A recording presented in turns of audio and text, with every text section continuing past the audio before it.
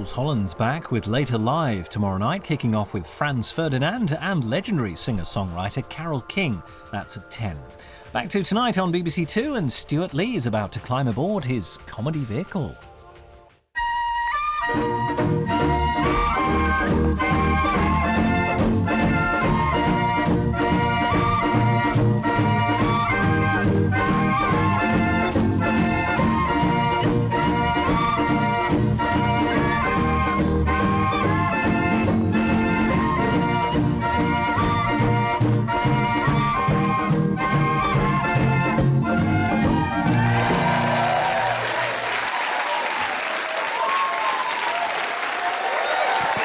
Thank you. Hello, I'm Stewart Lee. This is Stewart Lee's comedy vehicle. Let's off-road. Now, tonight I wanted to talk about the global financial crisis, but there may be a problem with that. Basically, this won't go out until about 3 months after it is recorded, and the speed at which things are deteriorating, the viewer at home may not have a home to watch this in. By the time it goes out. In fact, the likelihood is that you're pressed up against the window of an electrical goods shop, just going, and shivering and wondering how someone could be so insensitive as to try and do jokes about the global financial crisis. Meanwhile, look at these people in the past, happy. The sophisticated London audience, out of their mind on eels and whelks. Look at them. They're all right because it's now. Here, you are now, so you're happy. But in 3 months' time, when you watch yourselves in the past, you could be profoundly depressed as you remember how much happier you were now, right? For example, look at you, sir, in your shoes. It's not a rude question. How much did your shoes cost? They cost me nothing. They cost you nothing. You vain, arrogant man. How did you get here tonight? The tube. The tube. You vain, arrogant man. Travelling on the tube. You'll be looking at yourself in the future and seeing your past self as an insult to your future self. For those of you watching at home who haven't seen me on television for about 10, 15 years and are thinking, he's put on weight, I'm not fat, I'm merely inflation-proofed, or as it was known before the global financial crisis, fat. A fat sod. Money's lost its value, property's lost its value, even Woolworths gift vouchers have lost their value. You try and spend a Woolworths gift voucher now, you will be laughed out of the shop. You will be laughed out of the shop that isn't even there anymore. Trying to spend a Woolworths gift voucher now, it's like trying to spend a Scottish banknote in a grocer's in Hastings. It can't be done. The only thing less welcome than non-English currency in a grocery shop in Hastings is a non-English customer. But it's the credit crunch, and suddenly that boring bit at the end of the news about the FTSE index, that's as exciting as war reports. You join us here in the City of London, literally the beating heart of the financial world. We're all around me. Stocks are falling, the economy is collapsing, and commodity markets are crashing, literally. You must be some sort of literal, metaphorical representation of the problem. Money literally running out. Oh, that's correct, yes. Can I ask you, where are you rushing off to? We're putting ourselves in an Irish bank till all this is over! Top of the morning to you. If we turn our heads skyward, yes, we can see a dozen or so bankers literally being airlifted out. And here on the ground, I'm joined by a rat who is also fleeing the city. Oh, here we go. Now, as a rat, of course, we expect you to make yourself scarce the moment there's a whiff of trouble. Oh, yes, the old rat deserting a sinking ship thing. Look around you, there's bankers, insurance brokers, office workers, stock market traders. But pick on the rats, why don't you, ratist?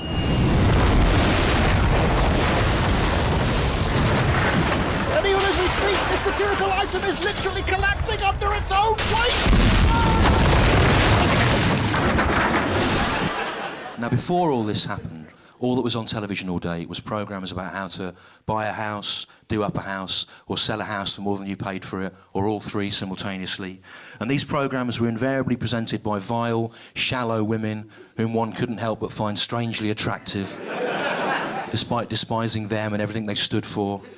And in between these programmes about how to buy a house or do up a house or sell a house for more than you paid for it, were adverts telling you how to get money to do this, money that wasn't really yours, by taking out a loan or by suing someone for something that happened to you that was obviously your fault.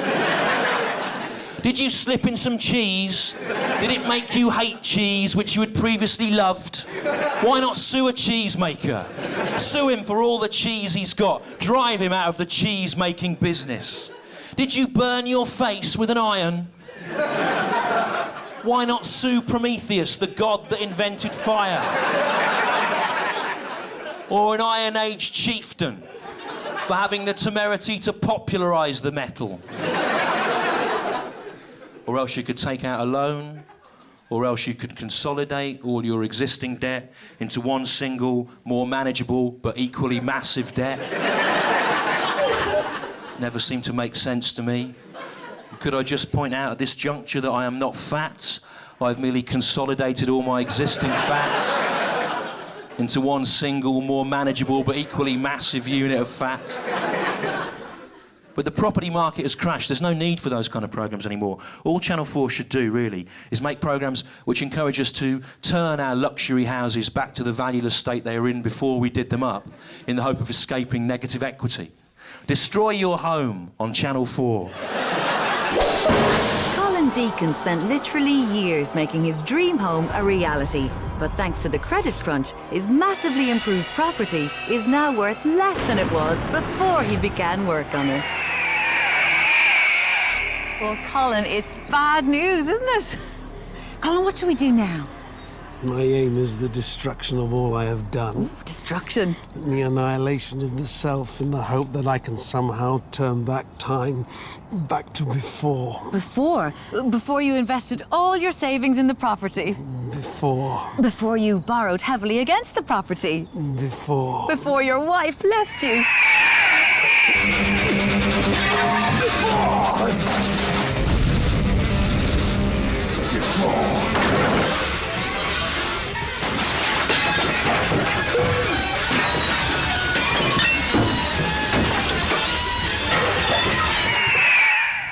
It's taken you just under an hour, but you have managed to completely wreck your dream home. How does it feel? Cheers, Colin. Cheers. But it's dangerous to mess with these abstract ideas of the financial value of things. No one really understands the abstract financial value of things. It's incomprehensible. When they try to explain it on the news, I half expect an expert to come out and say they're going to destroy debt forever by shooting debt down a massive underground tube in Switzerland and smashing it into credit. Because everything's on credit now, isn't it? Are you watching this at home? Are you watching it perhaps on a flat screen television which you've bought on HP that's not yours, a massive flat screen television that you don't really own? Round television is not good enough for you. A massive flat screen television with its 3 times the normal emissions rate, driving up the sea level, drowning people in the South Pacific. On the television that you don't own, you make me sick. If you're watching this on a flat screen television that you don't own, turn it off and read a book.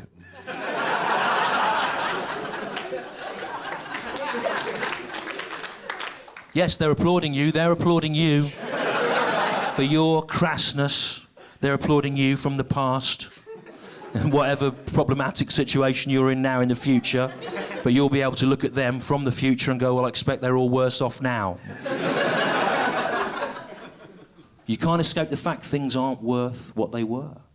Buildings that were previously worth millions are now not even worth the paper that the property developers selling them previously covered in outright lies. Miles Piles is a property developer. His world has fallen apart. The global market has crashed. But Miles has a new scheme which he hopes will turn his plummeting fortunes around. Have a seat. What can I do for you? Well, it's about your advert. A small, intimate space may suit young family. Would you like to see it now? Yeah, if that's all right with you. Oh, great.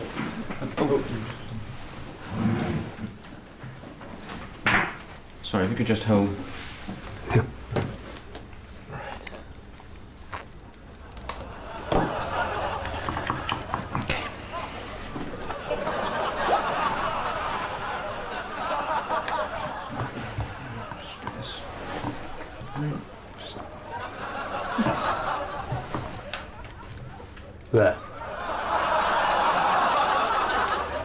You're offering your own anal passage as a possible home?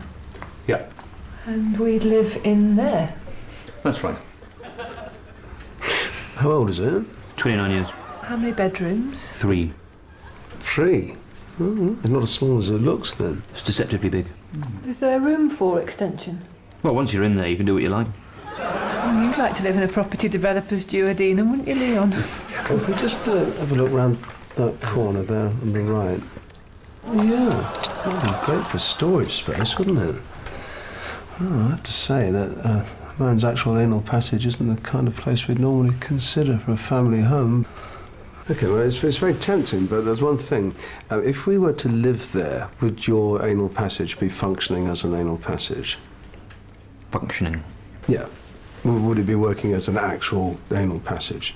I mean, what I'm trying to say is, would your human excrement be coming down through... Through our home? No. Yes. I don't know. Really? That's a hell of a lot of work for you, love. Is your anal passage in a chain? No, you can move in tomorrow. But we should have known it was all over. You should have known it was all over when Woolworths and MFI and Xavi all went down in the same week.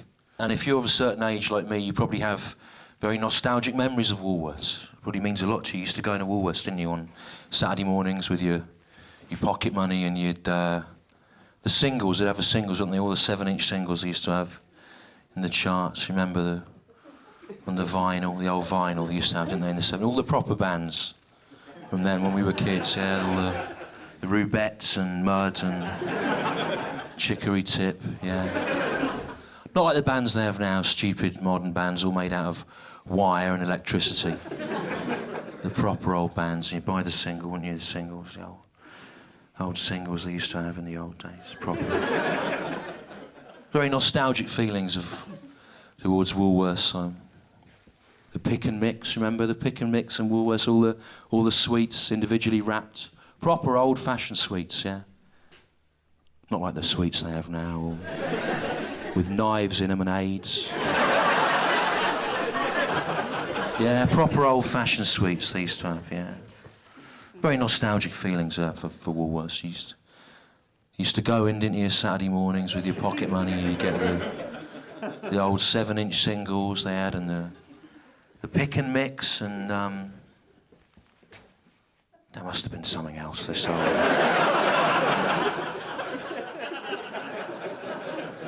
That was it, wasn't it? 7-inch singles, pick and mix. It's hardly surprising they went under. And MFI, of course, if you're of a certain age, you probably have very nostalgic feelings for MFI. You used to go in MFI, didn't you, on a Saturday morning with your pocket money. Get a bit of the flat pack furniture. The old flat pack furniture like they used to have in the 70s. Proper flat pack furniture, yeah? Not like now, not like the flat pack furniture now, or the modern wrong flat pack furniture. All made of cancer and despair. Proper old-fashioned, very nostalgic feelings for the MFI I have. I used to go in there. Do you remember, it was a big thing in our house. Remember in the early 80s when MFI amalgamated with the Allied Carpets Group? Remember that? Everyone was round the television watching that, I remember. It couldn't last, could it? Couldn't last. It was like 2 cats in a bag, wasn't it? Couldn't last. It was like when Gillan joined Sabbath, you know, it couldn't last, the MFI Allied Carpets team up. It wasn't going to last. Very amazing, very nostalgic feelings for the MFI. Do you remember in the 80s when Curry's started to act as a retail outlet for MFI's Hygiena Kitchens range? Remember that? Yeah, you remember you used to go in, didn't you, in the Saturday mornings with your pocket money and you get a Hygiena kitchen. Proper old kitchens from the past, not like from now. Kids today, they're not interested in kitchens, are they? They don't know what a kitchen is. I saw it on the Jamie Oliver. They're not interested in kitchens, the kids, or they don't cook. They just eat kebabs out of a ditch, apparently. They're not interested in that. Very nostalgic feelings for the MFI. Do you remember MFI's storage genie range of shelves and cupboards? Do you remember them? The old storage genie, very nostalgic feelings towards the storage genie. Proper shelves they were, weren't they? Old shelves, like they had in the old days. Proper shelves, like from the 70s, that you might put a gymnastics award on, or a little statuette of a horse. Not like the shelves they have now, with all hypodermic needles and dildos on them. Yeah, good old days. I don't know if you know. Zavvi as well, of course, Zavvi. Zavvi went down, didn't it? Old Zavvi. Very nostalgic feelings I have for Zavvi. I don't know about you, I remember when Zavvi opened. I must have been 38, 39. Used to go in there, didn't you, on the Saturday mornings? In the Zavvi. I'm going out the Zavvi, Mum. Go on then. Here's your pocket money. Go up the Zavvi, wouldn't you, with your pocket money, and you get one of the singles. One of the singles in the form of a memory stick. All the proper old bands they had then as well, didn't they, in the old days at Zavvi? All the proper bands, and they had the Editors and Scouting for Girls and the Killers, not like the stupid bands they have now. The Editors and Scouting for Girls and the Killers. What I remember about those shops, though, is the smell of them, the smell, you know. The thing you remember the most, you'd go in Woolworths, and Woolworths used to smell of vinyl and toffee, and MFI smelt of sawdust and hope. Zavvi used to smell of stickers saying 3 for £10. And of physical objects in a virtual world. But they couldn't have seen it coming. They couldn't have seen it coming. Everyone said it was best to put your money in bricks and mortar. Turns out we'd have been better hiding it in plastic bags under our beds like our grands used to in the 70s. Banks. Putting your savings first. Hello. I'm a little old man, just like you. And so is my wife. I can't be bothered with these newfangled banks and building societies and saving schemes and ISOs and iPods and emails and she-mails and he-mails and Islamics and Harlamics and Hislamics, and now look at my wife. That's why we hide our money all around the house in plastic bags. Here in the bedroom, here in the toilet. And here in our pants and in our bras. We have a saying in Scotland, many a mickle makes a muckle. Our money is safe from the credit crunch, where no one can ever find it. Is yours? I've come to read the meter. Oh, you better come in.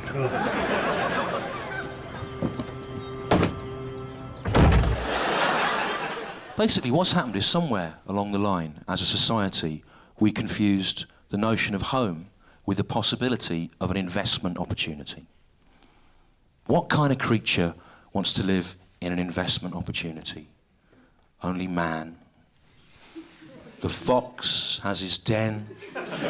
The bee has his hive. The stoat has a stoat hole.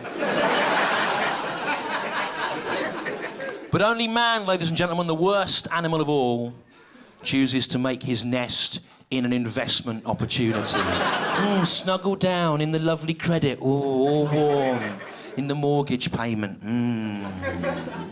But home is not the same thing as an investment opportunity. Home is a basic requirement of life, like food. When a hamster hides hamster food in his hamster cheeks, he doesn't keep it there in the hope that it will rise in value. When a squirrel hides a nut, he's not trying to play the acorn market. And having eaten the nut, he doesn't keep the shell in the hope of setting up a lucrative sideline making tiny hats for elves. And when a dog buries a bone, he doesn't keep that bone buried until the point where it has reached its maximum market value. He digs it up when he's hungry. And if estate agents were dogs burying bones, not only would they leave those bones buried until they'd reached their maximum market value, but they would run around starting rumours about imminent increases in the price of bones in the hope of driving up the market, and they'd invite loads of boneless dogs to all view the bone at the same time in the hope of giving the impression there was a massive demand for bones, and they would photograph the bone in such a way as to make it look much more juicy than it really was, airbrushing out the maggots and cropping the rotten meat. Estate agents are in trouble, of course. Now, there's a certain amount of schadenfreude there, isn't there? Because anyone that's ever dealt with an estate agent will be going, yes, they're in trouble, yes. Mention the words estate agent to most people, their skin will start to crawl. They may even be physically sick and start smashing their heads into a wall in hope that they'll die. But we shouldn't hate estate agents. Estate agents are living things, just like us. Yeah? And the struggles to survive that estate agents are going through today are a useful barometer of some of the problems that we humans might face in the future. And remember, in London, experts say you're never more than 10 feet away from an estate agent. Under normal circumstances, estate agents keep out of most humans' way, hiding in their brightly lit offices, or sometimes in properties like these, which show clear signs of their presence. A few years ago, we'd sometimes see the odd one, but then one morning I was sitting on the WC doing my business, poo actually, and I heard a sort of scratchy noise because it sounded like it was coming from inside the wall. So we got someone in to look at it, and it turned out the whole house was infested. With estate agents? Yeah, that's right, yeah. That one arrived last night just before I went to bed, and then when I got up this morning, all of this had appeared. Right. Well, once one of them's made their mark, you know, the others feel they have to as well. Very competitive for territory. Fresh droppings here. I mean, it's not their fault, really. You know, the current property market situation's made them pretty desperate. Yeah, but it's not very nice, is it, No, to have them? no, it's not very nice. So we got a pest control man in to come and... Oh, hang on, here's one, right? Oh! No, on retain.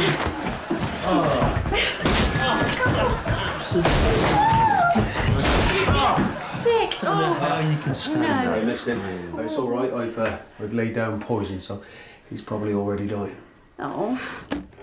To my mind, estate agents is the worst vermin of them all.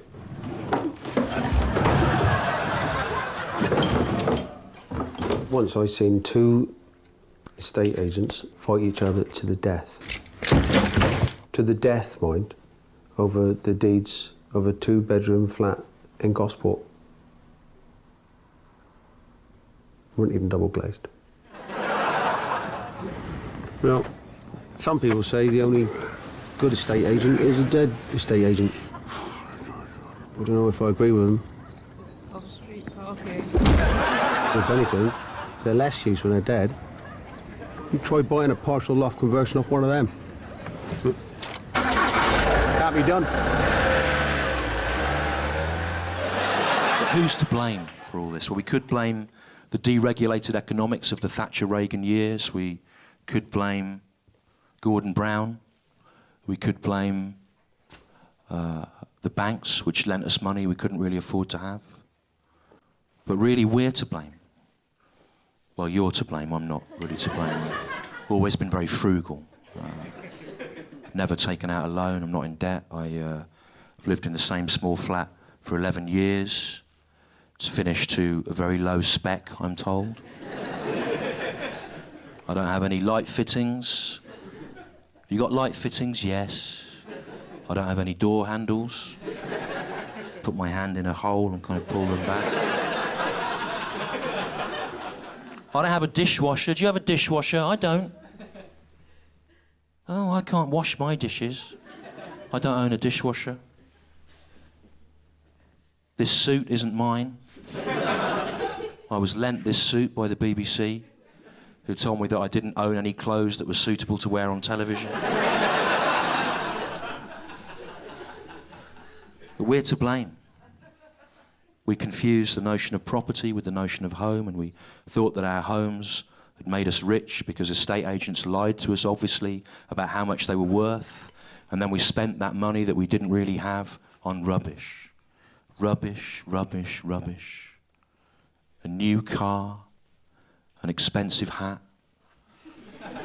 a complete set of all the Planet of the Apes films on DVD, in a box, which no one needs. No one needs a box set of all the Planet of the Apes films. 1 and 2, yes, Planet of the Apes, and beneath the Planet of the Apes, maybe the third one, Escape From, At a Push. But Battle for and Conquest, no one needs those. In a box. It doesn't make them any better putting them in a box. You can't put a turd in a box.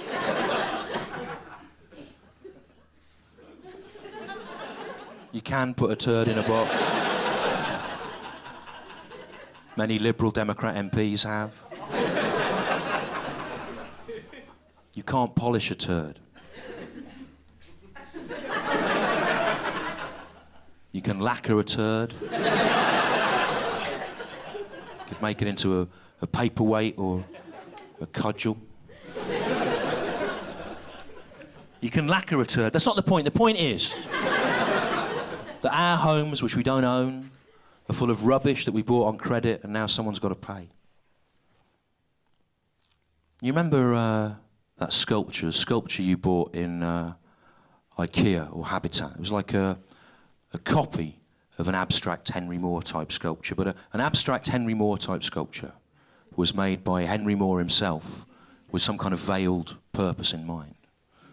But a copy of an abstract Henry Moore type sculpture on sale in IKEA or Habitat was made by an employee of IKEA or Habitat to stand as a sign to say that you should have liked the kind of thing that ought to have been there but isn't. It's a meaningless copy of something which once had meaning. In 2009, British homes are full of sculptures of nothing. Sculptures of nothing in houses of sand. Sculptures of nothing in houses of sand, artfully backlit by designer lamps against neutral beige backgrounds, because that's what estate agents told us would help sell the house. Sculptures of nothing in houses of sand. Sculptures of nothing standing nowhere with nothing to say.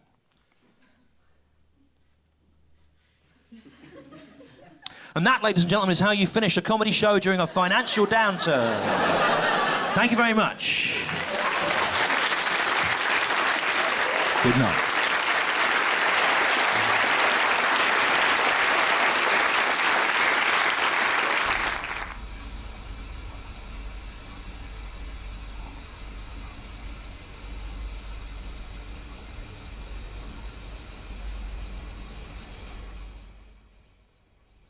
Hi, digital viewers, press your red button now for extra content. Now, I've no idea what the quality of this extra content will be like, but it is free. And don't forget, just about to start on BBC 3, the next episode of Heroes.